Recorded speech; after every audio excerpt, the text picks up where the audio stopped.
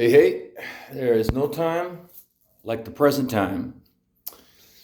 Yeah, every time I sit here before I press play, there's always that surface tension that I've been talking about. It's always there and will always be there, but it's such a quiet and unaffecting thing now, you know what I mean? Because this is reality to me now, reality being flow state. And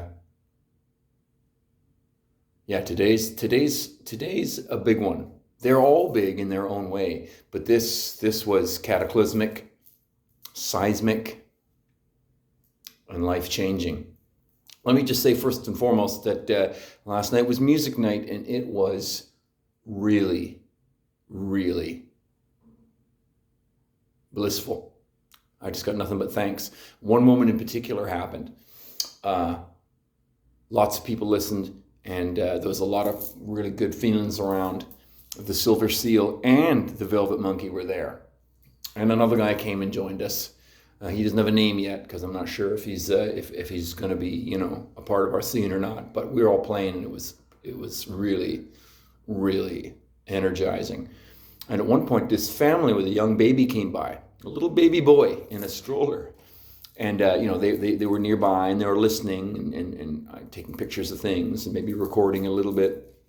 And at one point, we had a bit of a lull. It was still happening, but it was a lull, and we sort of communicated with them a little bit. And then I realized, like, this little boy was like fixed. I don't know if you've ever seen little babies, right? But I mean, there was no conscious mind in children, right?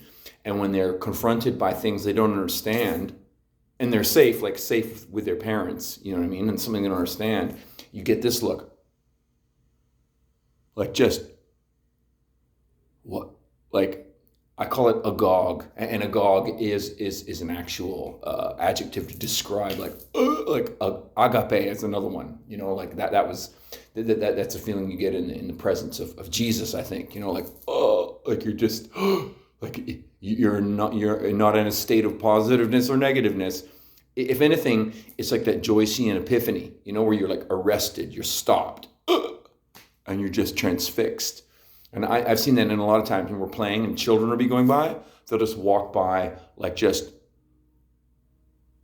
transfixed. They don't know what they're seeing. They don't know what they're hearing. Nothing in their experience. They've never heard human beings make sounds like that, or they've never felt that vibration before. These parents were aware of that too, and they were really appreciating what was going on. And I had the opportunity to sing a little song directly to this little boy, and I sang about being in love, loving all the things you touch in life, and always knowing that you have enough. You always got enough, but you always got to also keep reaching. You've always got to keep reaching for more things to love, because that's what life is. The further you reach, the farther you will go, even though there is nowhere to go. There's only right here and now in that love. And so that was a beautiful moment for me. And that agog, that agape, you know what I mean? Like that is a feeling that we even as adults can get, but it's difficult because our conditioned response is always fighting against that. I know what I'm doing. I know what I'm talking about. I know myself. I know this. I know that. Blah, blah, blah, blah. Mind always likes to just stamp down all flow state, because flow state's vulnerableness. And usually mind gathers itself together around things that have hurt us. So it seems to be the way it goes most of the time, so that our mind process is usually congealed around places of hurt. Usually, not always, but usually. Most of the people I know are that way, especially the people I work with in the field are that way. And I was definitely that way myself. And the closest thing I've ever heard of it outside of spiritual process words from some tradition was an author, Robert A. Heinlein, science fiction author. And I believe in the 60s he wrote a book called Stranger in a Strange Land, and this is about an alien on Earth. And he had a phrase called grok, Grokk, to grok something. Grokking was what I'm describing here. Grokking was like a total absorption of what you're experiencing, and I'm like gaping my face, and like my jaw hangs slack and whatnot, to demonstrate that like it is a suspension of all process in order to absorb totally what you're experiencing. And very few adult people are able to do that anymore. But children, that is what children do. And so I was very, very pleased to be able to communicate this high vibrational frequency to this little boy, because who knows where he's going to go in his little life, you know what I mean? And yeah, I hope that somewhere deep down in his heart of hearts, there's a little piece of this knowing, a little piece of spirit just woke up in him, you know? And in terms of an affirmation, this morning I was doing my walk. Oh, I love walking in the morning now. And I walked along the water past this place that I've called the gazebo, right? Which is the structure where we sit down and we play, right? And as I walk by the gazebo, in a tree at eye line, because it's like we're on a headland, right? So you got the gazebo, and then there's like sort of like cliffs going down to the water, right? So you got trees all going down the cliffs. And so I looked over, saw the gazebo, remembering how good the music was, right? And then in a tree, like 20 feet from where we sit, there's this giant eagle. A giant eagle with his white head, you know, and I was like, is this what I'm seeing? And I walked up to where we sit, and as I walked up close, he swiveled his head to look at me. There he was, sitting 20 feet in eye line from where we were sitting last night. And he must have heard what we were doing and came to check out what all the fuss was. So that was a sweet, sweet moment this morning. Felt like an affirmation to me. And so here we go. Remember yesterday what the beads said. You know, the beads were in evidence last night again, you know, just opening and expanding and just shaking delight into the sacred space that we were sharing.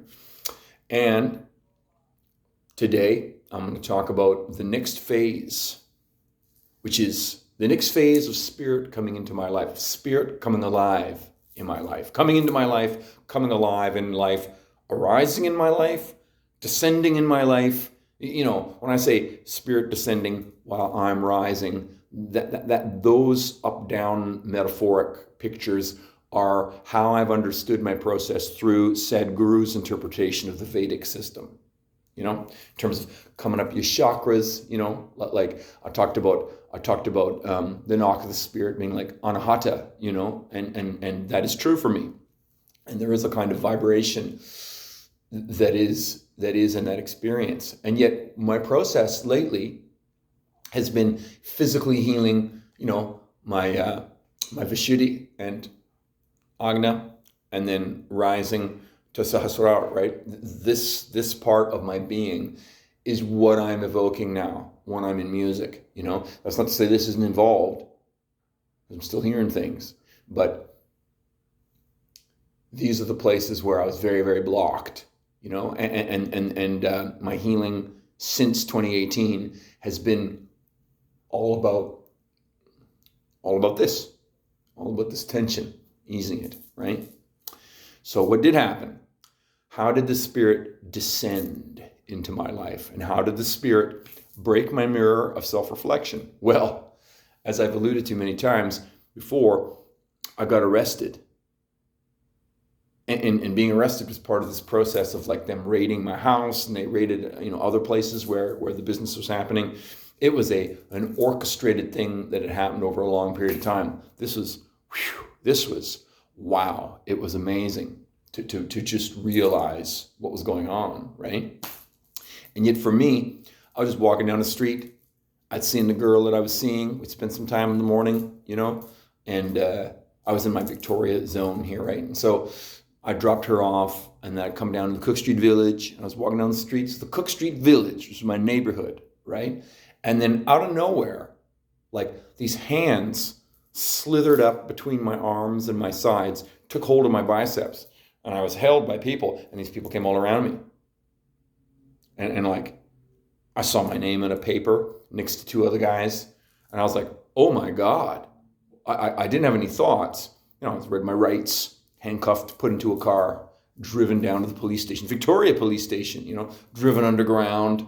It was all just a total mesmerizing sequence. Now, building up to this moment, as I've said, from 2013 onwards, there was this dual existence that I was living, you know, the entrapped, despairing, dark, unhealthy, trauma enclosed stuckness that I was in, the rigidity, This is something I haven't said much about. It's like rigidity versus flow, So I'm going to add that in now, in that where we are stuck, where that conditioned process is like, is fucking with us, there's always rigidity, there's always stiffness. To be stuck is to be stiff, is to be fixed, right? Fixed mindset is trauma-induced, fucked up thinking, fucked up ideas, right? And so anyway, there was that life, which was the bad business. And then there was my life of flow state in music, which was expanding. The beads taught me things, which is to say spirit taught me things through my own process. Spirit was alive in my life. I still couldn't acknowledge that consciously, but I mean, it was happening. How can I explain that kind of double thinking? How can I explain that kind of dual living? I think many people are trapped in that reality where they can't consciously admit what they're doing. They can't reconcile these compartments. I mean, I can only speak of my own self. And so that was this schismatic existence that I lived in, where rigidity held me in place. And yet in my practice, which was still very much a secret fantasy life, right? It was all about expansion and energy and loving being, And in that process, from 2013 to 2018, through those 5 years, my healing was a steady process, It was a steady process of like, healing and becoming flow, and then, reverting back to stuckness. So I'd have these openings and closings. My life was this process of like expansion, contraction, and the contractions would actually rupture and damage my body. And then the expansion became this healing perspective that grew and grew and grew. Just expanded. That's what happens. Your aliveness grows. You know what I mean? And as the time went on, I spent a lot of time, doing body work. Like I tried all sorts of, reflexology and massage therapy and this thing called biofeedback and some acupuncture. I tried all these things, right?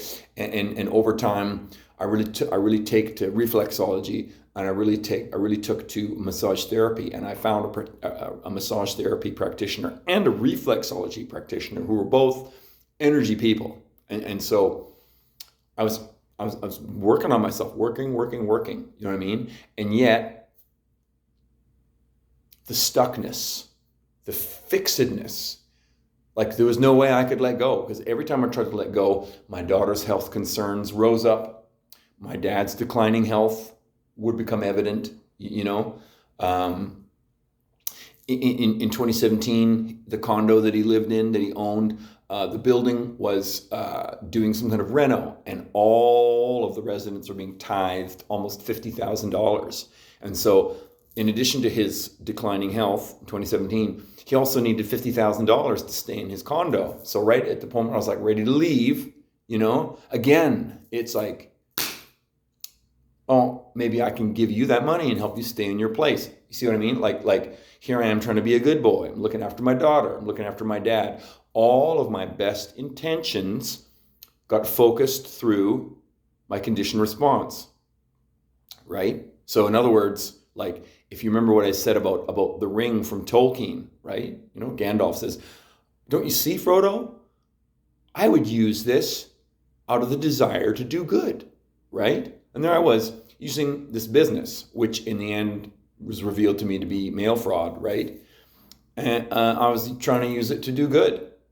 I was like, made the mistake of using the ring, as it were, right, to do good. And I lived in that delusion. I couldn't see it. You know what I mean? And yet, in my private energy life, I was constantly expanding and like trying to find something new. I just couldn't reconcile these parts. And so Spirit resolved it for me. Spirit resolved it for me in this vignette that I'm describing to you of being picked up by the police and taken down to the station, taken down into the bowels of the Victoria Police Station, You know, they took everything out of my pockets. They took my jacket. They took my sweater. They took my shoes and socks off. They took my belt off. So I'm just standing there in my jeans and a t-shirt. And then they put me into a little cell, and I just lay there. And I really don't remember many thoughts. You know, I don't really remember any thoughts. I just sat there because, like, suspended, like I was just in flow. It's like all the work that I'd ever done seemed to materialize right there, right then and there. I spent hours in there, just sitting there. I don't really remember thinking anything. I'm just waiting. And then they let me go. And my abiding memory, and this was that, you know, when you're tapping loving energy in your life, your knowledge takes on these shapes that don't have language. Because language is not knowledge. Language is not your knowing. Then over time you can put language on it. So later I put language on it, but in the moment there was this wordless shape of understanding that was inside me, and it was that, like, symbolically, because whenever spirit moves in your life, it speaks to you without words. It speaks to you in scenes and the pictures of your life, and it's up to you to see it. Can you see it? That's another aspect of Castaneda's philosophy, seeing. You got to see energy, you know? It's not to do with your eyes. It starts there. You call intent with your eyes, but it's a different process. Seeing is like a whole body, whole being, like energy perception.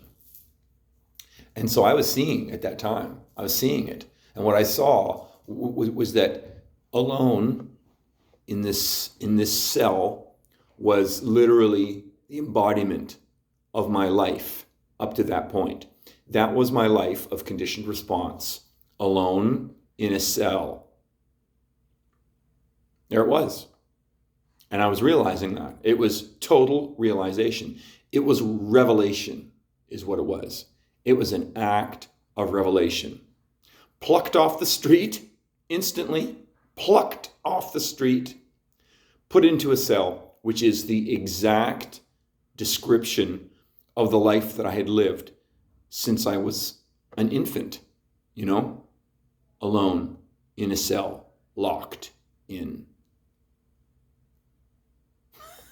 What can I say? There it was. That was the life that I lived. And then they let me go. And it was February. It was February 22nd. I remember that date, February 22nd. February 22nd, 2018, and like they brought my daughter down to the station, you know, so she was like intimately involved in this what should have been the worst day of my life, right? Total shame, total humiliation, total destruction, total upheaval, total cataclysm,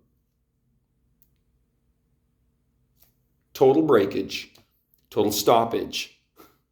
It was what a moment. And then I'm walking out with my daughter and walking back to where my car was in the Cook Street Village. It's like there I was back on the street, but like changed fundamentally, you know? And so the descent of the Spirit is the moment when Spirit comes into your life. And there is no turning back. There is no turning back. There was no turning back. In that moment there, like, I've been in this ongoing legal process since then. You know, it is a central feature of what my life is these days. And there's no going back because I'm in a process involved in a system that's got its own intentions and its own workings. There is no going back now. There's no going back. And I'm grateful for it because through my compulsions and through all of my own mistakes, I had been unable to let go because letting go meant, in my fucked up way, betraying the people I loved. Somehow, my fucked up attachment to that trauma-induced shame, humiliation, self-destructive way, the hook was that if I let go, I would be betraying the people I loved. That was the essence of it. Isn't that fucking weird? It's weird, you know? But when this happened, breakage, there was no choice. I mean, there's always a choice. There's always a choice. But for me, there was no choice. Of course, like, I just surrendered. I just surrendered to total being. I just surrendered to total being in that moment. And at the same time, everything that I'm describing to you was the shattering of my mirror of self-reflection, because everything that I thought was good was bad. All the ways in that I was striving to be right was wrong. All of them. All that I thought was right was wrong.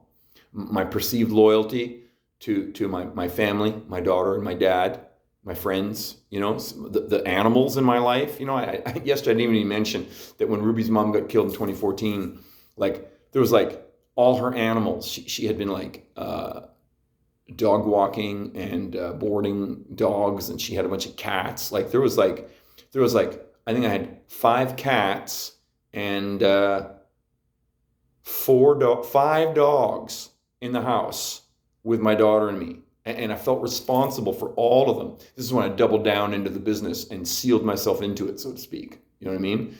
Because of what was going to happen. You know what I mean? I didn't, I just felt like I needed to support all these beings, right? See what I mean?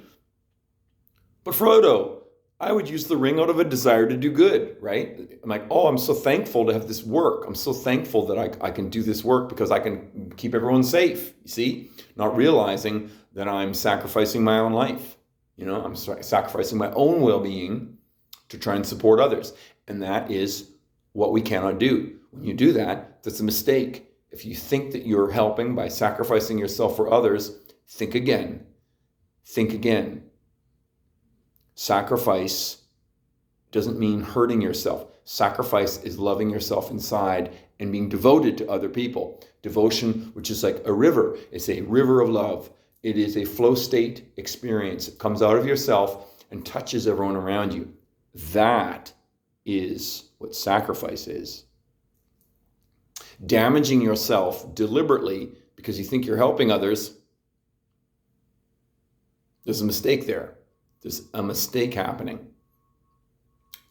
I look back, I can't see any of the decisions that I could have made. The choice was always there. And now that I know that any time I could have broken out of it and spirit would have been there. All I had to do was surrender and trust and just dive into the unknown. I couldn't do that. And so the spirit said, well, you keep on asking. So pluck. Showed me that I've been living in a prison cell my whole life, and then let me go.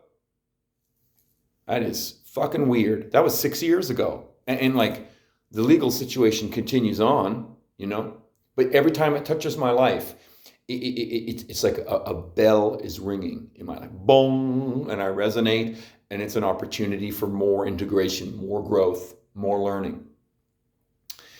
And it was the breakage of my mirror of self-reflection, because it was like the checkmate for all the rationalizations and justifications that I lived, And like, the people that I was working for tried to encourage me to keep fighting, just fight, They're going to give me a lot of money to like continue the fight. And I was like, no, it is over for me right now. It is over.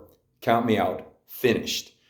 And I have not once defended myself or tried to justify myself. I just have accepted. I'm in a state of total surrender and acceptance and cooperation. Because anything that I could have said or just felt like a rationalization and a justification. And I didn't want ever to succumb to that again. And so there I was. Those first days were very, very strange. And again, there's a part of myself, and a part of myself which after those 5 years of like active work was quite cultivated, When it happened, like suddenly, like, all that was left was my energy being. Like, my conditioned response blasted, gone, which is to say my entire analytical, automatic thinking schema, cognitively fused, emotionally damaged process, shattered, gone. So it's like nothing I could. It was just gone. In its place, energy being. That feel good, heal, and get higher, funkified situation. That process, that flow, was where I was. And it wasn't easy because it was like, how can I describe this? It was like a suitcase that's too full stuffed, And then and what was holding, the latch that was holding that overstuffed suitcase in there was self-reflection, fear, right? So suddenly it was gone, bam, and then everything just blew out, Or think of that closet, which is so overstuffed that you just managed to get those doors closed. It's just holding everything inside there, right? And then suddenly, again, different metaphor, same meaning, right? What was holding those doors in place was my self-reflection, my fear of all the things that were self-reflexively not true, but dominating my being, right? Boom, the doors open, everything tumbles out, right? So, I'm speaking in a metaphor of like, packed things springing out, right? What I'm talking about is like all the compressed, unfelt, unlived feelings just came out. And so, like, I was able to do all the things that I needed to do, like a sleepwalker, but when I just was on my own, I was in a state of total paranoia, just terrified. I could hardly go outside. I was afraid that people were coming. I was afraid that the media would be there. Like, I was just so afraid. And every time I had to leave the house to walk the dogs or to take care of details that I needed to do, because there's lots of things I need to do, lawyers and, blah, blah, blah, Like, I had to literally walk with the most intense paranoid fear that I had ever known in my life and be friends with it, because that fear was my true being that had been compressed for all those years. Because, when you're living in a trauma-limited, stuck, conditioned response place, you are not living your full life. You are compressing. You are holding yourself fixed. You are denying aspects of your being. And eventually you will manifest pain, illness, and death. That's not to say death is not coming, but how death comes to you is a matter of how you live. If you want to live in disease and pain, well then don't understand your conditioned response. This was like everything happened all at once. And so I don't see, I'm at a loss for words, because there were no words there. There was just what needed to be done. But I tell you what, though, is I immediately took the most real and true, authentic stock of myself that I've ever done. I realized my strengths. I realized my weaknesses. I realized what I have got to give. And then over time, at this, and I'm saying, like, 2013, all the doors were closed. Suddenly, whenever I touched the direction of, being in the helping field, right, all the doors opened magically. Doors opened that didn't mean that like it was easy. No, it was very, very hard for me. But the thing is that when spirit is active in your life, and you're on the other side of the threshold of your conditioned response, and your mind is no longer ruling you, and you're just in this intuitive energy space, right? Like, a different kind of intelligence comes alive in you, a different kind of intelligence, which was always there, and you always knew it. It's not like, oh, I've never known this. No, you seem to rediscover something you've always known deep down. But it's nothing you've ever known, nothing you've ever conceived. you know? And what I can say to you is every time along these steps in the path, every time Spirit has expanded me, which has often been hardship and pain and upheaval, right? It's never been what I've expected. It's never been what was on my mind, because what's on my mind is only my historic process, which was always dominated by the traumatic early childhood experiences for me. So I never saw what was coming. I could never adapt quick. I was too stiff, you know, so shit would hit me and I'd get hurt and damaged, and my body started to accumulate pain, and, you know, all of the, clench, wince, recoil, all my negative coping mechanisms, all the many, the multitude, the manifold, the legion of negativeness that was just wrecking my life, right? What then? I had to make friends with fear. I had to stay alert and awake in the moment, and then make moves, you know? And I found that, like, if I paid attention, all the doors opened, all the way was made, the golden thread was right there. That intelligence just lit up, and away I went. And I'm not saying it was easy. Life isn't easy. It's not like, oh, cured, it's all over now. No. This was the beginning of my life. 2018, February 22nd was the beginning of my life. That's when I was set free. That's when I was released from the prison cell that I've been living in all my life. And that release was the breakage of my mirror of self-reflection. Because now, like, there was no denying that a power beyond my comprehension was moving in my life. You know, I mean, look at this. I'm just some clown. I'm just some small-scale fool here in Victoria. And the American Department of Justice just reached across the border, picked me up off the street, put me in a cell, let me go. And now 6 years later, it's still happening. I don't know what's going to happen. I don't know. I really don't. And, but it's okay with me, because I am thankful. I'm thankful in a way that may not make sense to someone's rational. Like, why would you be happy with that? You know what I mean? All I can say is that liberation, it's reward in itself. Liberation is knowing. Liberation is loving, healing, evolving, dreaming. That's what life is, if you can turn on to it, right? And what's in the way of that? It's like, if something is in the way of you loving yourself, as I keep saying, that's the moment to begin healing, right? And so, interestingly, like, when that happened, like, I was transformed, and my healing went into a different direction, you know? Even in those days, I still had really bad back problems. I had all this accumulated pain and stress. I was like, I talk about all the pain in my face and my neck and my throat, and like I'd chronic headaches and stuff from stress. Also, just from like so many layers of negative thinking, just like layer after layer of it, just accumulated in stress in my face and my neck. Like, oh my God, you know? So even though revelation is the work of an instant, what we do with it then is the substance of what our life is, you know? And so I was given revelation. I was given the breakage of my mirror of self-reflection. And after that, it's been up to me to continue the work and to do the work in a totally authentic, vulnerable, and aware place. And so, you know, I'm constantly battling with self-consciousness and like my, you know, see, I even do it.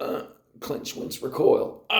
You know, like, it's like, I want exposure, you know? I want to be seen. I've always wanted to be seen, because I've always wanted connection, right?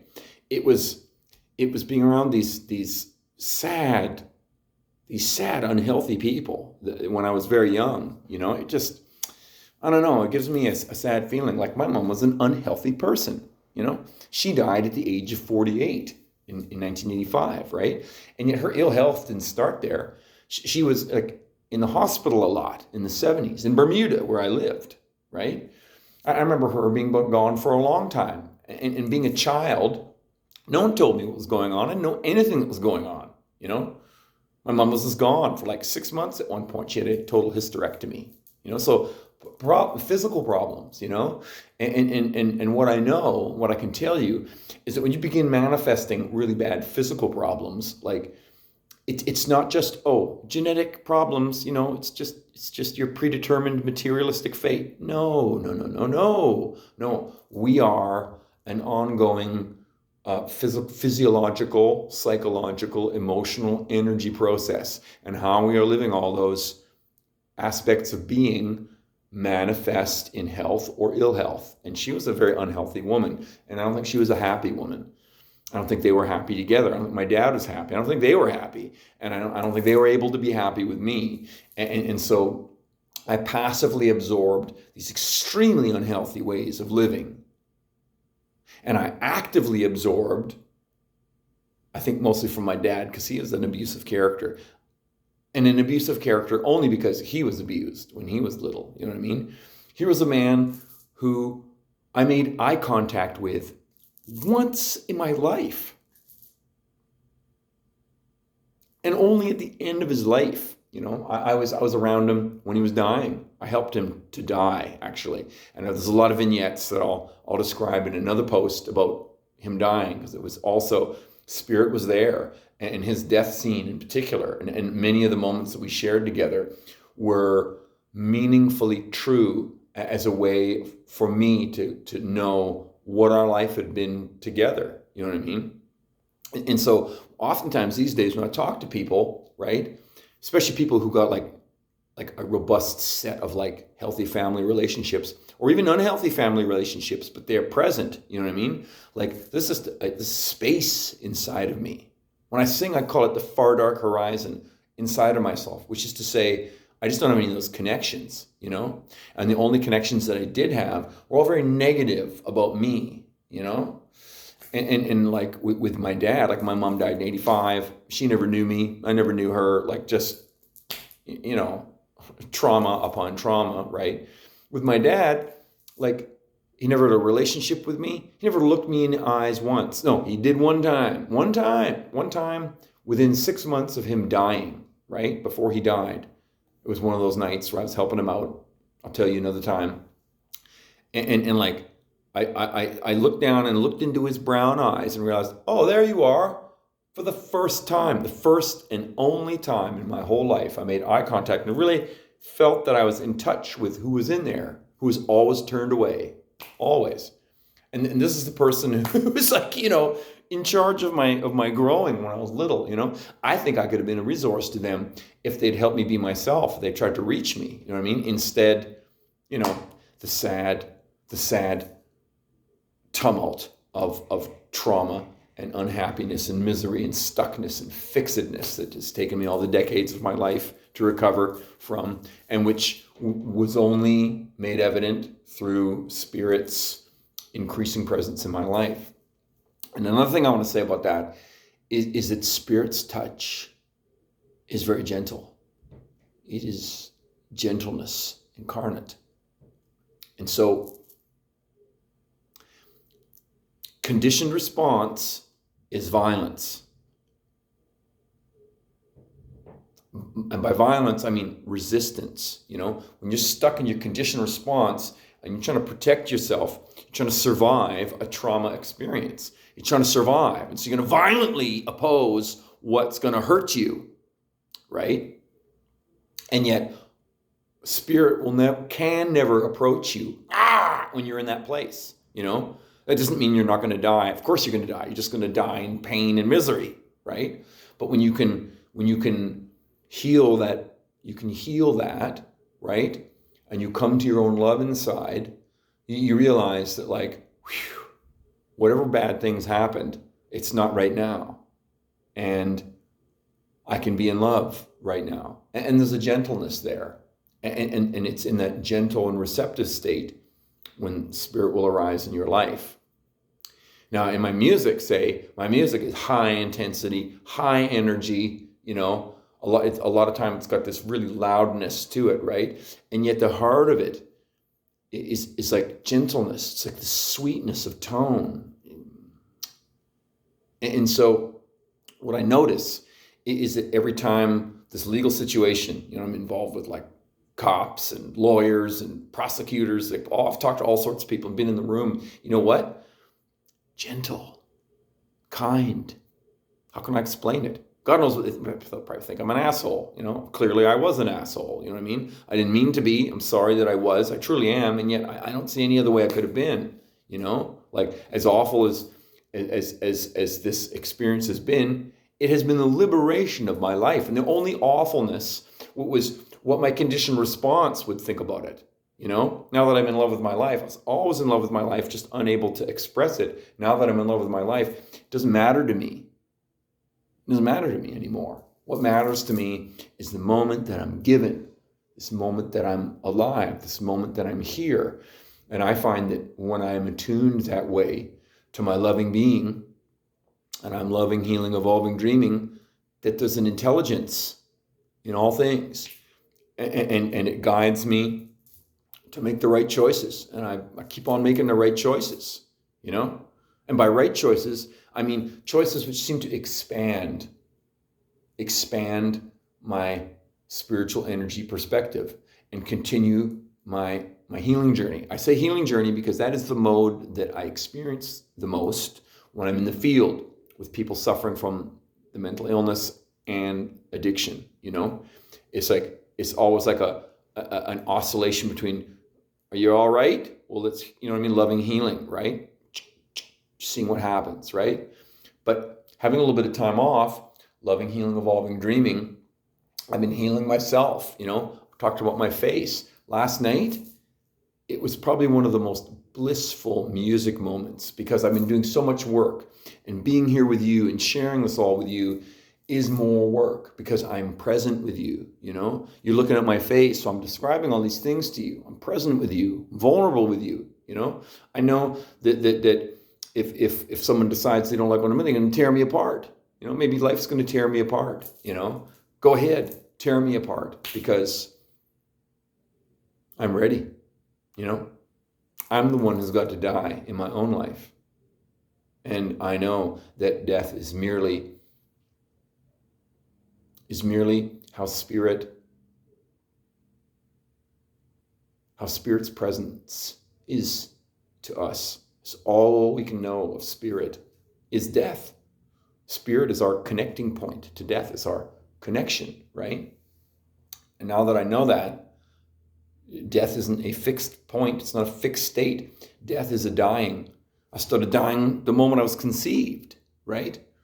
That sounds negative, but it's only negative from a conditioned response kind of place, because dying is also dreaming, because dying is the unmanifest. Dying is what we cannot know. Dying is the presence of Spirit in our lives. Everything that we can't know and yet is manifest right here and now for all time. All time, as I've said, is just the infinity of light and life that we can perceive that unfolds forever into eternity. I keep saying that. And there's that layering of like infinity and then into eternity, where it's just like whatever we think we can know is so minuscule, who cares? You know what I mean? And yet it's all that we have in some ways, It's just a question of your perspective. It's a question of your emphasis, So now that I know that I'm dying, I'm already dead, because it's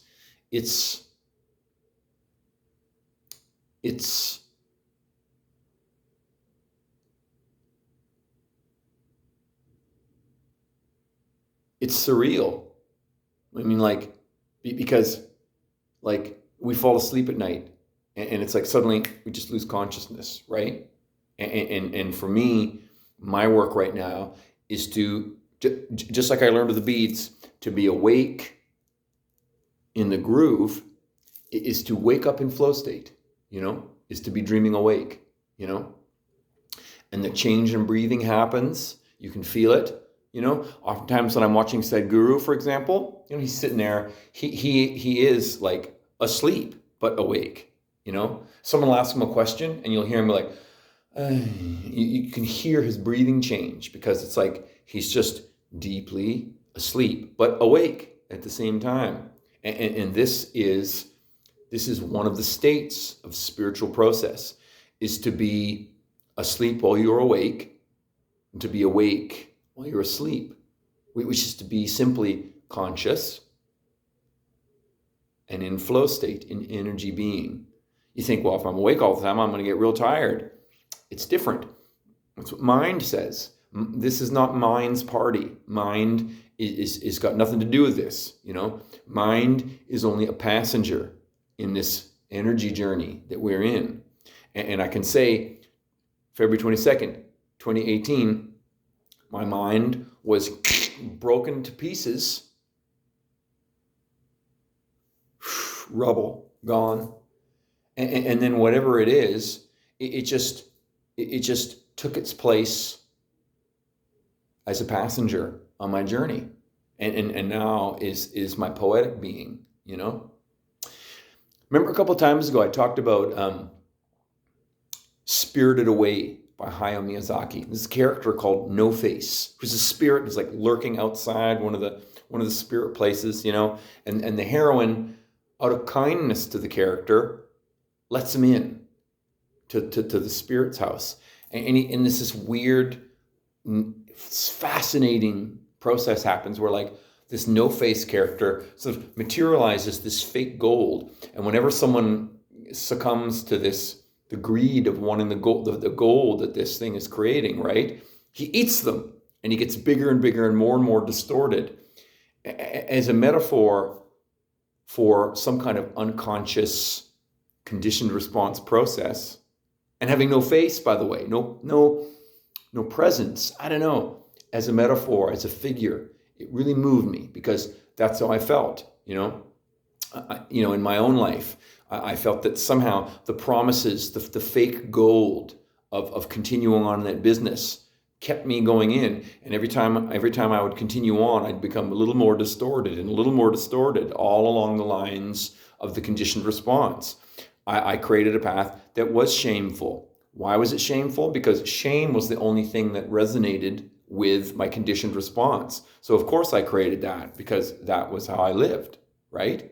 So the act of revelation, what was that being revealed to me and being freed from it instantly, because it was my self-reflection as well. It was having no face. It was having no presence. It was trying to hide myself because I felt I was so shameful and awful, right? And so when that process was finally broken and I was released, I was free to be who I am. Look at me, you know what I mean? Like, what was I doing? If I'd been turned on, either I would have made some music and become known for that, or I would have become a psychiatrist or something, and I would have gotten into school and focused and tried hard, Now, if you remember what I said about the two ladies and the manifestations of the spirit, all I am is a man with a lot of credentials now. And my credentials are all of my mistakes, As someone who can speak to you of insight, my insight is all the mistakes that I've made, because all the mistakes that I've made are the moments when my insight has received new information. I've gone, oh no, and then I've learned and grown and got better, right? So like my whole journey has been a learning journey the whole time. My acquaintanceship with spirit, and spirit being my partner in life, is the process of me learning along the way, learning to be in love, and tapping my being, my flow state, my energy being, and being true and honest and authentic and vulnerable. It's not weakness. You're not going to get victimized. You're just going to be the fool you always knew you were, except no one's ever going to fool you again. No one fools me now. You know what I mean? I still make mistakes, but they're not really mistakes. I don't get hurt anymore, like things affect me. But when you get hurt, it's because you're like rigid, and then you like stub your toe or some shit. It's like rigidity. Ow! You know what I mean? I'm metaphorizing in physical injury. I'm trying to describe that process of the stiffness of your conditioned response and your fixed state. It's false. It's false and it's not true. But yet most people are completely guided by it, which is to say completely dominated by it, which is to say just living a zombie life, or worse, the people pulling the strings in our corrupted social world, the vampires just sucking us, sucking the world dry. It's vile. And all I can really say to you is that I had been part of the problem, but I am no longer. 6 years clean, if you will. You know what I mean? I can only speak in terms of recovery, because I was a slave. I was a zombie, of half zombie. You know what I mean? Like there's always a part of me that was still alive, striving to break through the conditioned response and the negativeness. Always striving. And yet the striving is just being. It's paradoxical, like I'm not really striving for anything anymore. I am just being present in this moment. And what I find is that spirit shows me where to go and what to do. And so when I say loving, healing, evolving, dreaming, right? If I'm in the field, it's like loving, healing, I'm devoted to my clients and we get in like loving and healing. That's the modality that I'm in most of the time, right? But with a bit of time off, as I say, loving, healing, evolving, dreaming, I find these parts of myself manifested in the way spirit brings things to me, in the way spirit materializes things around me,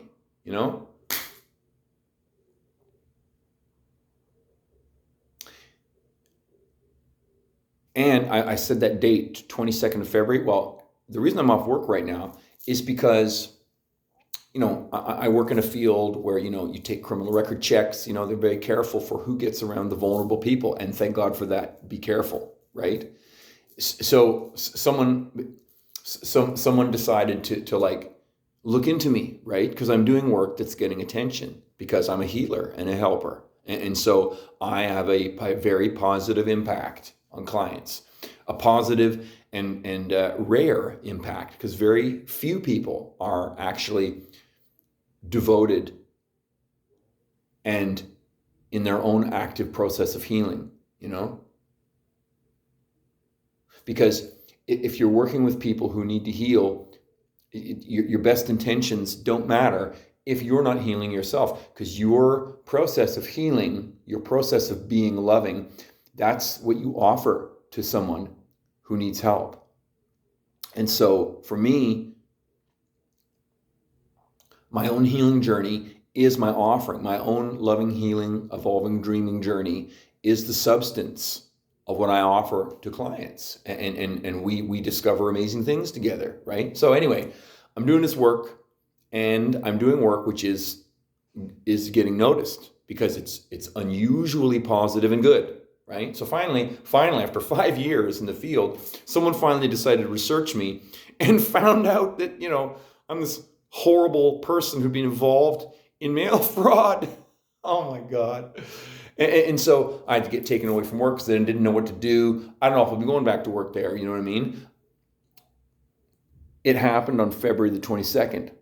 6 years to the day. Like, something about February, and me in February. February was also, I think, when I was conceived. It was one of those coincidences in life, because I was born November 1st. February when I was conceived. I think maybe, my birth father, and my birth mother got together like on her birthday, because she's an Aquarius. She was born in February. Somehow February is this time when, crazy shit happens in my life. And so, that's when that happened. So, and yet all it was a bell ringing inside me. This is a chance for integration. This is a chance for wholeness. This is the next step, just like my journey in the helping field happened as a result of the legal situation in 2018. Now, this is just another part of the process, just another part of the process, and I'm in it and accepting of it, Whoo, it's a big one. It's a big one because it is. It's as far as Castaneda got in terms of his books. He got much further himself by the sound of it. You know what I mean? But in terms of his books, that's as far as he wrote. Lately, like in the last 6-8 months, because of all the things that have happened in my life, the end of my relationship, and then, change of home. Now this disruption to work, it's like I'm ringing, my bell is ringing, and I'm like, whoop, Spirit's moving. I perceive it as a wave. There's a wave in my life. Another wave is coming through, crested in fall through December, you know what I mean? And it washed. And now there's another one coming, It's like Spirit is like that. There's ebbs and flows, you know what I mean? There's rises and falls. There's tension and relax, expansion and contraction, breathing in, breathing out. Life is like that, right? And so what I realize is that I'm in a place now where it's the decision of the Spirit is the next part. And Carlos mentioned it in the book, but never wrote about it. That was the end of his journey in terms of what he communicated in his books, right? So what I'm telling you intuitively in here, this is my energy being, this is my lovingness, this is Spirit giving me this knowledge, which is weird, is that I'm waiting for Spirit's decision now. And the next number of months is the next wave, is Spirit's decision, Because the descent of the Spirit and the breaking of my mirror of self-reflection, that was 2018. And so I've been loving, healing, evolving, dreaming in an expanded way ever since that time. And now there's another moment, The legal situation has arisen in my work.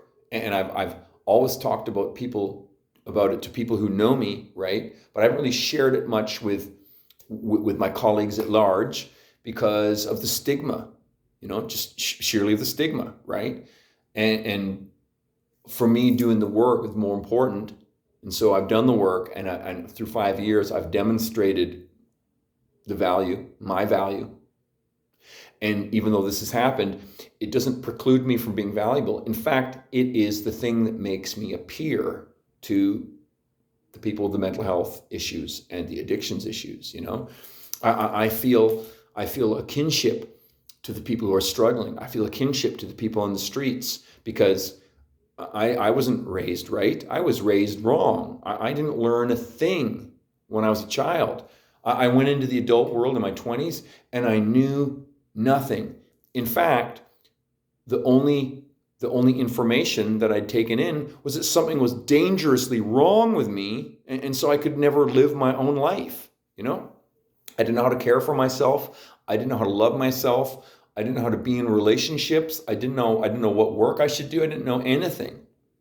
These poor, ignorant people who raised me did so much damage to me just through that, and like, it sounds like a blame piece, but I need to acknowledge where all of my mistakes arise, and they arise in trauma, and it makes me very empathetic and present when I'm around people who are like that, whose own childhood experience was not enough to give them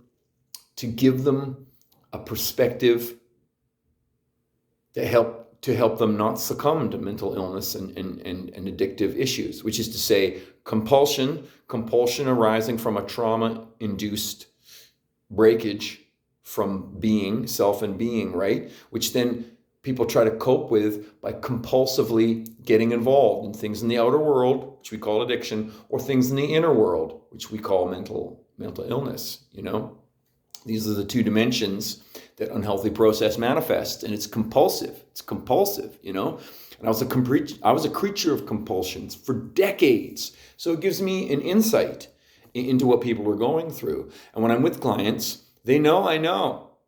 We talk very authentically, And so the thing is that being with clients isn't like being with aliens. It's just being with other human beings who are struggling. And I also am in the struggle every moment of every day. And the people who don't seem to be struggling, who aren't struggling, and they're just sort of like sleepwalking through life like zombies, or worst of all, taking it out on other people like vampires, right? Like, those people also need to be reached. And that's what this is for me. It's like I am creating an insight presence here and now with you whoever you are, if anyone ever listens, even if no one ever comes. It's me in spirit. I'm here with the spirit. And the spirit is that which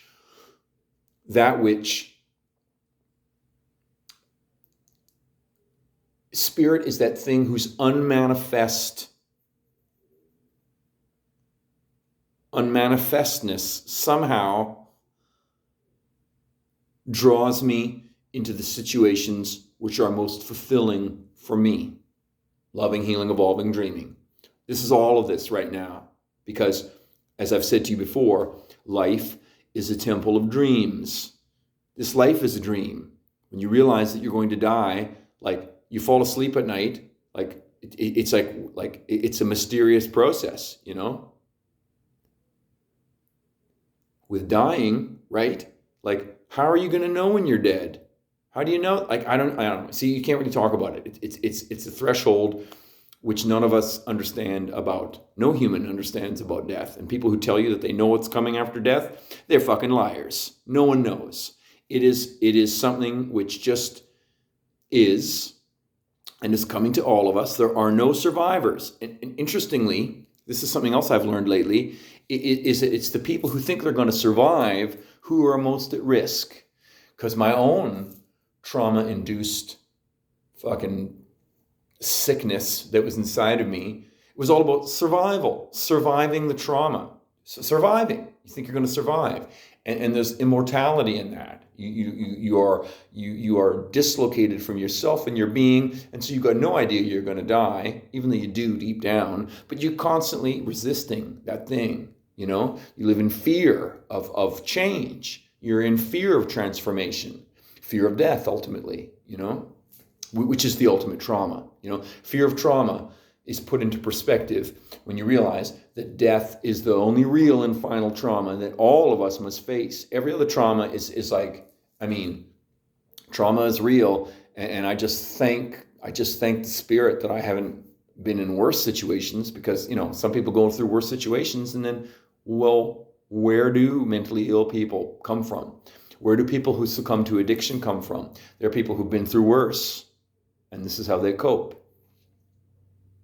Where do the street people come from? People want to morally judge them. They're just people who don't know how to care for themselves. They don't have that, like, that motive to care for themselves wasn't cultivated in them. You know, this is the breakdown of society. You know, this is why when you look at street people, it's like if you stigmatize them, you are a fucking zombie, because they are the breakdown of the family. They are the breakdown of society. That's what it is. Go down Pandora sometime if you live in Victoria. If you live in Vancouver, go to the Lower East Side. If you're in LA or someplace like that, go to wherever it is that this lawless street reality is. And if you authentically meet some people, you will discover that these are just human beings who don't know how to care for themselves. Or they do create a kind of community feeling amongst a few people down there, but it's this fractured, isolated, self-destructive place. And it's because our society is collapsing. And so all of the morals and the sensibility and the ideologies of the old paradigm, they're no longer there. And so things are falling apart. And it's disaster and danger. And at the same time, that chaos is the ferment of possibility for the individual to rise. And so that is what I'm doing here, because being, you know, I'm putting a lot of things into this one here because I'm talking about the spirit. And so there's like this like, I'm in the seat of infinity right here. I'm like, I am infinite right now, you know? And also I played music last night, so I've got a lot of like bliss elation inside myself, right? But like as a Gen Xer, okay, that's what I am, right? That means that like I was in the early part of my life, like in the 70s, right? There was still a feeling of the old paradigm. I was marinated in the old paradigm, which means I got a sense of that meaning being a citizen, belonging in a certain aspect. You know what I mean? Like we're all part of the same thing. Admittedly, it was an involvement in the unfortunately evil paradigm of colonialism, which is exclusionary, right? It was only for white European types, British people of whatever nature, right? And so, like, when that was falling apart, through the 80s and in the 90s, and by falling apart, people in the 19th century, as Nietzsche was like saying, God is dead, right? Of course, spirit never dies. Spirit is the manifest energy reality of all things that are forever. What Nietzsche was talking about was the idea of God is dead. Christianity is dead, right? Christianity is dead, frankly. That doesn't mean that Jesus is not a beautiful teacher and will always be a beautiful teacher. That doesn't mean that the devotional path that he knew and told us was not real. It is real. What is real about it is you need to do it. You don't just objectify and go, well, Jesus has saved me, blah, blah, blah. No, you fucking idiot. No, the devotional path is for you to live and be if you can do it. If you can't do it, find your own love. Find your own loving reality. Find your own stoke. Get into that. You see what I'm saying? It's the ideology that's gone. God is dead. Not spirit, not God in terms of the creator of everything, but the idea of God. Christian ideology is broken and finished, right? And so living in that as a Gen Xer, in that disintegration, that movement of like form into formlessness, structure into chaos, right? That's the aspect of Gen X. Like, well, what the hell do we do? You know what I mean? Like Gen X is like, we're at all, like, what do we do, But as things have gone on, millennials, Gen Z, right? Like Sadhguru will formulate the problem as saying people's idea of heaven is gone, right? Because, of course, the idea of heaven is the old paradigm, right? So what then, right? Well, heaven is inside, right? This is what Sadhguru is, right? To take it right back to the beginning, right? And so Sadhguru, he can tell you, well, it's right now. It's silence. It's being. Be here now. Pleasant, blissful. And if you've got questions, if you can build a bridge to Sadhguru, he will sit you down, give you some mantra, give you some meditation, and if that's your pull, if that's your stoke, you will realize something in your own life. But as Joe said, well, what do you do if you're not ready for that? He's got no answer to that, right? That's where I come in. Someone like me is like, I understand the trauma. For all of my failings in life, I wasn't able to just turn on as a young person and go, what I know is exactly right. I assumed I was wrong. I assumed everything that was spiritual and energetic in me and loving in me was wrong and disastrously wrong. And I had to learn through the hardships of many years, decades, to open up to that reality. Now I know, I stand in the same place that Sadhguru does. I stand in the same place that Joe does. I could be in that dialogue. I am in that dialogue. And I do the work that I can do, and I will do it as long as I can in terms of helping people with mental health and addictions. But this here is my gesture to everybody else in society who, just like me, they haven't fallen into the healthcare system. They're not living on the streets, but nonetheless are stuck, zombified, enslaved, unable to be free, no knowledge of heaven, despairing, maybe addicted to drugs, maybe just using pharmaceuticals to try and tamp down the despair and the negativeness and the anxiety and the depression, whatever it might be, And what I can tell you is that the only escape is to get a grip on your conditioned response. And I can help you with that if you're interested, Because for me, the only reality is spirit. The spirit is what reality is. This temple of dreams that spirit has allowed us to be born into is like, it is beautiful and abundant, and it's all we need right now. The only difference is that people have got dark dreams for us. And by succumbing to those dark dreams and those dark ideas, those dark ideations, right, we perpetuate an immiserating experience in this paradise of earth, this beautiful magical island that we all living on, that's just floating through an infinitude of darkness, the dark sea of awareness. Wow, that's a big one. That's a big one. So, I don't really know what to say about the decision of the Spirit, because I'm waiting to see what will happen. I think it'll probably be months from now or longer before I can really talk about that, because I don't have any frame of reference. Castaneda has given me a frame of reference to understand this evolving process. And where Castaneda and his Toltec knowledge was unable to move me, other spiritual teachers have come in. I've talked about J. Krishnamurti, I talked about Sadhguru, even Eckhart Tolle. You know what I mean? When I read about the pain body, that was, thank you, Eckhart. That is good and true, because conditioned response, as I'm talking about, trauma-induced, schemas and ideas, that is pain body. That is what the pain body is. It's like another self that like we inhabit unconsciously, compulsively. And the only way through it is to unlock all those traumas, and to unlock trauma is not an idea game. It's written in our bodies. It's not to say the body is the end of our development, but that we need first to find where the pain is, liberate ourselves from that, because in that liberation, through our bodies anchor us from our minds, and then our bodies open us to energy reality. Loving, healing, evolving, dreaming. So, decision of the Spirit, we will see. but I'm pretty happy about things right now. All things said and done. So, on that note, see, I'm rubbing myself here because it's like I feel very vulnerable right now. You know what I mean? And that's good, but it still tweaks me in all of my spaces. You know what I mean?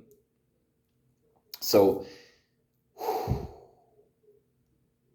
Insight community is my intent. I want to create a community of insight. I am loving, healing, evolving, dreaming, incarnate. And I'm waiting for you so that we can work some shit out together. I hope we can. If you're out there, I hope this has been valuable to you. And as I said, please, respond, ask a question, or point something out. Interact with me in a way that will give me an opportunity to exercise my insight. Share your insight with me so that I may then grow more, because insight is a constantly loving, healing, evolving, dreaming process. Insight is simply what we can visualize, and we must free our visualization if we are going to dream the new world that we need to live in. We need to dream the new world that's going to arise out of the destruction of this disgusting capitalist enterprise, which is nothing but the bastard stepchild of colonialism, and all of its craven, cowardly, meek vampires. They seem to hold all the power. They seem to hold all the cards. It's a ticket to despair if you get wrapped up only in their perspective, right? In other words, media and everything that's happening in our world. Don't get choked by it, because that's how they win. They choke you with the negativeness, and then you're lost. That's what happened to me. And I can tell you that the only way out of it is to stop. Tune in, turn on, and drop out. Just let it all go and begin to develop and cultivate your own vision. Visualization is energy. Visualization is loving, healing, evolving, dreaming. So this is how Spirit has come into my life. These are the things that have happened. And until next time, I hope you're well. Keep reaching in a way which brings the Spirit into your life. And I don't know what will come next, but I'm going to find something to say, and then I'll be back. So be well until then.